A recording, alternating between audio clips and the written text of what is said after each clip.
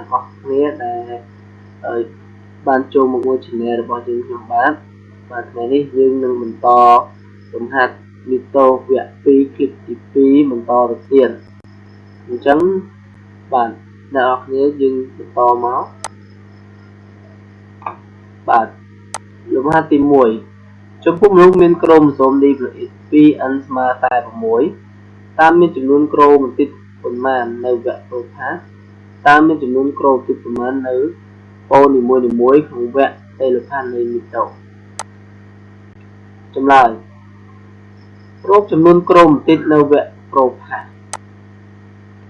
សម្រាប់ក្រូម៉ូសូម DPX ស្មើ46 PN ស្មើ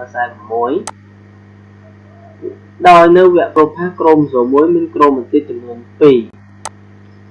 នាំឲ្យចំនួនក្រូម៉ាទីតសរុបស្មើ46គុណនឹង2ស្មើ92ក្រូម៉ាទីតខរកចំនួនក្រូម៉ាទីតនៅប៉ូនីមួយៗក្នុងវគ្គ Telepathy ដោយវគ្គ Telepathy ក្រូម៉ូសូមកូនបានធ្វើដំណើរទៅកាន់ប៉ូលផ្ទុយគ្នានៃកោសិកាហើយក្រូម៉ូសូមកូននីមួយៗមានក្រូម៉ាទីត1ចឹងនាំឲ្យចំនួនក្រូម៉ាទីតនៅប៉ូនីមួយៗស្មើ46គុណនឹង1គឺ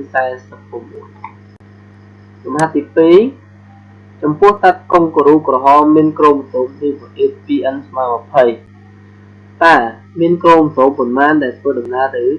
ប៉ូលផ្ទុយនៃកោសិកា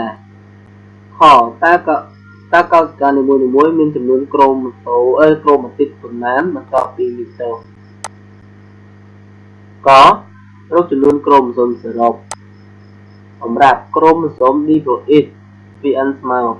20ដោយនៅវគ្គអាណាផាសក្រូម៉ូសូមបានស្ដេចចេញពីគ្នាដែលធ្វើឲ្យប៉ូលនីមួយៗមានចំនួនក្រូម៉ូសូមស្មើគ្នា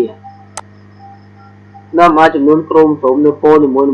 មាន20បាទខគិតរៀងចំនួនក្រូម៉ាទីតបន្ទាប់ពីMitos